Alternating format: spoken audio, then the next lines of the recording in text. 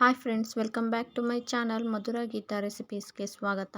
Friends, ಇಂದಿನ ವಿಡಿಯೋದಲ್ಲಿ ನಾವು ಎಲ್ಲ ಥರದ ಫ್ರೂಟ್ಸ್ಗಳನ್ನ ಬಳಸ್ಕೊಂಡು ಮಿಕ್ಸ್ಡ್ ಫ್ರೂಟ್ಸ್ ಸಲಾಡ್ ರೆಸಿಪಿ ಮಾಡೋದು ಹೇಗೆ ಎಂದು ನೋಡೋಣ. ಹಾಗೆಯೇ ನಾನು ಈ ಸಲಾಡ್ ಮಾಡಲಿಕ್ಕೆ ಯಾವುದೆಲ್ಲ ಹಣ್ಣನ್ನು ತೊಗೊಂಡಿದ್ದೀನಿ ಅಂತಲೂ ಕೂಡ ನೋಡೋಣ. ಬನ್ನಿ ಈಗ ಯಾವ ರೀತಿ ಸಲಾಡ್ ಮಾಡೋದು ಎಂದು ನೋಡೋಣ.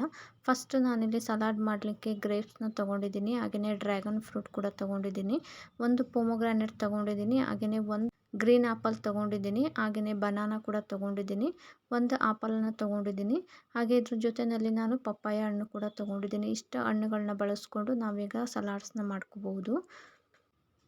ತಗೊಂಡಿರ್ತಕ್ಕಂತಹ ಹಣ್ಣುಗಳನ್ನೆಲ್ಲ ನಾನೀಗ ಚಿಕ್ಕ ಚಿಕ್ಕದಾಗಿ ಪೀಸ್ ಮಾಡಿ ಕಟ್ ಮಾಡ್ಕೊಳ್ತಾ ಇದ್ದೀನಿ. ಈ ಸಲಾಡ್ನ ಮಾಡ್ಕೊಳ್ಳೋದ್ರಿಂದ ನಮಗೆ ತುಂಬ ಹೆಲ್ತಿಯಾಗಿ ಇರುತ್ತೆ, ಹಾಗೆಯೇ ವೆಯ್ಟ್ ಲಾಸ್ಗೂ ಕೂಡ ನಾವು ಈ ಸಲಾಡ್ನ ಯೂಸ್ ಮಾಡ್ಕೊಬೋದು. ನೋಡ್ಬೋದು, ಈಗ ಗ್ರೇಪ್ಸ್ನ ನಾನು ಚಿಕ್ಕ ಚಿಕ್ಕದಾಗಿ ಕಟ್ ಮಾಡ್ಕೊಂಡಿದ್ದೀನಿ. ಅದೇ ರೀತಿಯೇ ನಾನು ಡ್ರ್ಯಾಗನ್ ಫ್ರೂಟ್ಸ್ನು ಕೂಡ ಕ್ಯೂಬ್ಸ್ ಆಗಿ ಚಿಕ್ಕ ಚಿಕ್ಕದಾಗಿ ಕಟ್ ಮಾಡಿಕೊಂಡು ಸೇರಿಸ್ಕೊಳ್ತಾ ಇದ್ದೀನಿ. ನಂತರ ಒಂದು ಬೌಲಲ್ಲಿ ಆಪಲನ್ನು ಸೇರಿಸ್ಕೊಳ್ತಾ ಇದ್ದೀನಿ, ಹಾಗೆ ಗ್ರೀನ್ ಆಪಲ್ ಕೂಡ ಸೇರಿಸ್ಕೊಳ್ತಾ ಇದ್ದೀನಿ, ಪೊಮೊಗ್ರಾನೇಟ್ನು ಕೂಡ ಸೇರಿಸ್ಕೊಂಡಿದ್ದೀನಿ.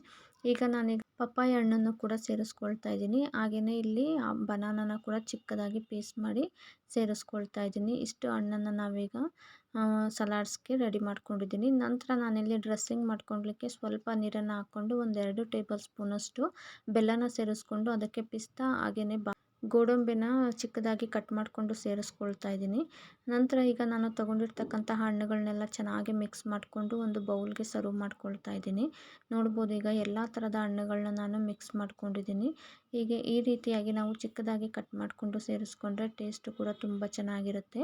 ಹಾಗೆಯೇ ನಾನು ರೆಡಿ ಮಾಡ್ಕೊಂಡಿದ್ದಂತಹ ಬೆಲ್ಲದ ಡ್ರೆಸ್ಸಿಂಗ್ನ ಕೂಡ ಇದಕ್ಕೆ ಸೇರಿಸ್ಕೊಳ್ತಾ ಇದ್ದೀನಿ, ಹಾಗೆ ಮೇಲೆ ಗಾರ್ನಿಷಿಂಗ್ಗೆ ಪಿಸ್ತಾ ಹಾಗೆಯೇ ಗೋಡಂಬಿನ ಕೂಡ ಸೇರಿಸ್ಕೊಳ್ತಾ ಇದ್ದೀನಿ. ನೋಡ್ಬೋದು, ಈಗ ನಮಗೆ ಮಿಕ್ಸ್ಡ್ ಫ್ರೂಟ್ ಸಲಾಡು ರೆಡಿಯಾಗಿದೆ. ಯಾರಿಗೆಲ್ಲ ಈ ಫ್ರೂಟ್ ಸಲಾಡು ಇಷ್ಟ ಆಗಿದೆ ಲೈಕ್ ಮಾಡಿ, ಶೇರ್ ಮಾಡಿ, ಹಾಗೆ ಕಮೆಂಟ್ ಮಾಡಿ. ಹಾಗೆ ಯಾರೆಲ್ಲ ನನ್ನ ಚಾನಲನ್ನು ಸಬ್ಸ್ಕ್ರೈಬ್ ಮಾಡಿಲ್ಲ, ಮಧುರ ಗೀತಾ ರೆಸಿಪೀಸ್ ಚಾನಲನ್ನು ಸಬ್ಸ್ಕ್ರೈಬ್ ಮಾಡಿ. ಹಾಗೆ ಇದೇ ರೀತಿ ನೆಕ್ಸ್ಟ್ ಬರುವ ವಿಡಿಯೋಗಳಿಗೂ ಕೂಡ ಸಪೋರ್ಟ್ ಮಾಡಿ. Thank you.